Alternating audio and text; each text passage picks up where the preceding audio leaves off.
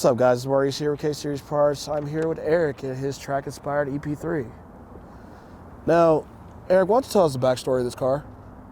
Well, it's a car I picked up about 4 years ago off my brother, and kind of fell in my lap. Was my least favorite of the Civic generations, but it was a deal I couldn't pass up. So here we are today, 4 years later, and I've completely fallen in love with it. Okay. What inspired you to do this style build exactly? Oh gosh, that comes from all the way back from honestly playing stuff like Tokyo Extreme Racer on PS2, you know. Oh, wow. Tokyo Extreme Racer, you got, of course, the old Need for Speeds and shit, Need for Speed Underground, you know. Which one, though? Underground 1, Underground 2? 1 and 2 Most were really Wanted? dope. Probably the first one, though. Okay. The biggest. Taking it back when TI's 24s was Yeah, playing in the background. oh yeah. Oh, man. That jam was bumping all the time. And then you had like the big little online thing you could put on the back of your PlayStation. It's like, yo, Bob, let me use the internet. Let me use the dial-up real quick.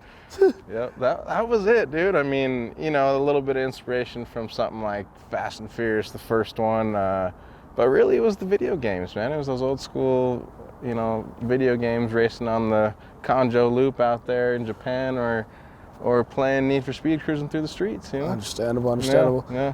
What was the best thing about building this car? Gosh, the best thing is so far when I stand back and look at it, how far it's come, just the entire picture of everything I've done to it, you know? It's all little things I've done over the years that have all added up to my dream car, essentially. Okay. Yeah. And do you have any plans for this car? Anything you want to change? Anything you're going to be doing in the future? Like power mods, maybe a supercharger, maybe a turbo? Like, what's your whole like end goal for this car? The end goal is a high revving all motor beast, you know, something that's at least 300 wheel horsepower. So you want to keep it all motor? Yeah. Now are you gonna swap the head? Are you gonna do the transmission? I'm gonna do it'll be a full motor swap. I'm thinking K24 block with a Type R head. It's a pretty fun swap. I have a K20, K24 in my car now. Okay. Yeah, it's pretty fun. It was a lot of, as you know, these cars don't really have, well, yours has a little bit more room. It does have a surprising amount of room compared to the next gen. The 8 gen is just like, there's 8th, 9th, there's really no room or whatever, so you got to take off the whole front clip, you got to drop the subframe. Right. And I mean, I've had one of these cars before myself, and I mean, they're pretty fun, for sure. Yeah. So I know you gutted out the inside. Yep. You have the cage back there. Now, have you like taken it to the mountains or anything? I know you said you wanted to like take it to the mountains and just rip it. I mean, have you done that yet? Or? I have yet to do that, man. I'm still replacing a couple last parts on the front end. I actually got to change the axles out. Their CV joints are giving me problems, but clicking a little bit. Yeah. What else? Tie rod ends I want to change before I get out there on the track, and my lower ball joints on the front. Okay. Yeah. And then, so which mountain pass you want to drive in, or where do you want to go? You know, mainly if I'm hitting the mountains, man, I'm heading out to Mount Evans, or just even cruising. I think it's 119 out to Black Hawk, just a little cruise out of the city, just to feel the corners. You know, yeah. I've done that a couple myself, and just not even necessarily like just going out there to mountain drives, like, oh, let's go gamble, and like, I wake up in my friend's car and I'm like, where are we? Like, we're on the side of a mountain, like, Oh, what about Estes Park? Estes Park, yeah, actually, I would love to drive out there. I just recently went out there in my daily and kind of scoped things out, because being the car's so low and it's set up a certain way right now where I really want some stiffer springs to protect my fenders, just in case I hit a bump so hard that, you know, my wheel's gonna flex all the way up into the wheel well too far, you know, so it's like... Oh, for sure. So, you know, actually, I kind of scout certain routes out and stuff, but going out to Estes Park would be awesome, you know. I remember myself, I went out there with my Cord, like, a long time, it was like, probably around like 09, moved there 07. It was right before I got rid of it. I said, all right, let's go out here, and I went out there for a wedding, and just, I mean, it was... I think I hit like 90 going out there. Yeah. I mean, but the car was slammed on its nuts. I mean, coilovers, you know, all the arbs, wheels, like it was just simple mods, but it was fun for sure. Yeah. Definitely really sketchy. I probably shouldn't have did that, but you know, it was fun. That's what you build them for. We all do that, fun, sketchy right? stuff. Yeah, yeah. Oh yeah, this thing has scared me a few times. The back end likes to come out on it, so you got to be careful with it, you know. But it feels really good. It's for it's sure. super planted, lots of grip. It's crazy. So, let me ask you this: for people that want to get into modifying their cars, what would you tell them? I'd say don't be afraid. Just go for it. I mean, there's a lot of things I hesitated with this car, and even some things I almost regretted at first, like the fenders when I was cutting out the metal from the back and cutting the fenders apart basically to fit flares and wider rims and tires. It was, I didn't like it at first, you know, I kind of regretted it, but then I got them painted, bolted on there, got everything cleaned up, and in the end, it's exactly what I wanted, you know. It's, you just can't be afraid to get in there and just do it, you know. This was my first car that I've ever done.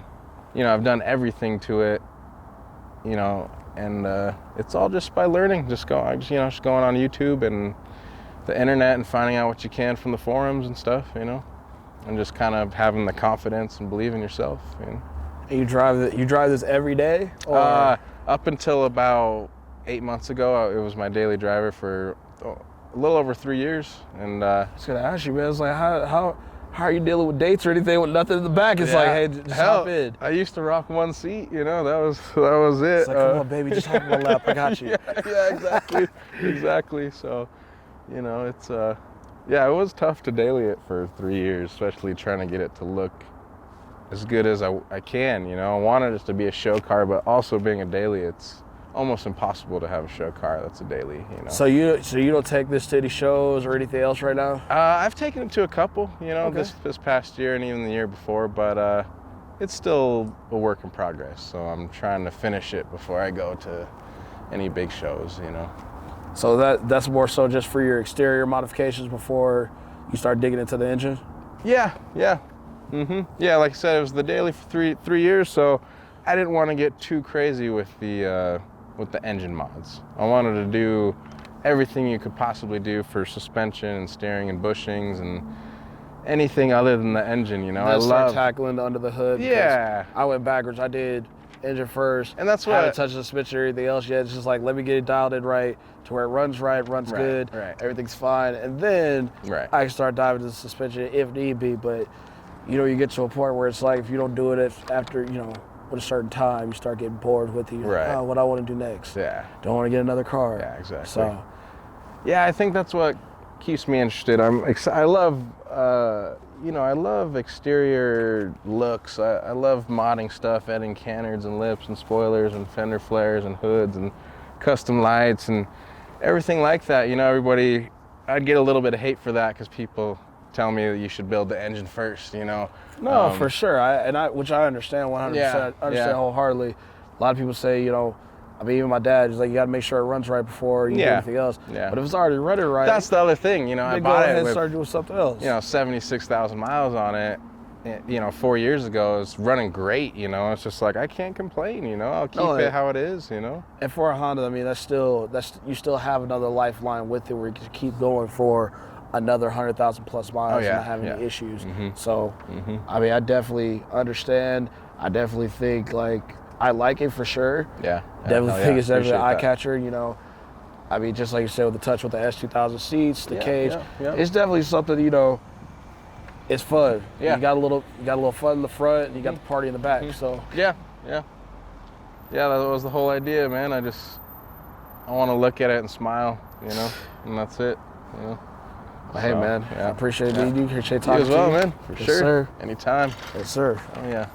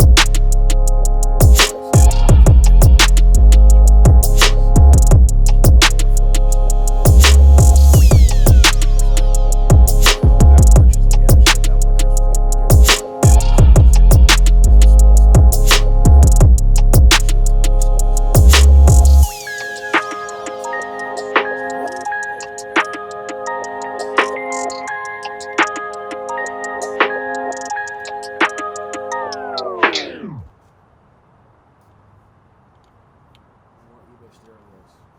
That's what I got. Everybody comes with an eBay steering wheel. Nice. Tight. Where'd you get this from? That one, like I said, that was the only model in the car.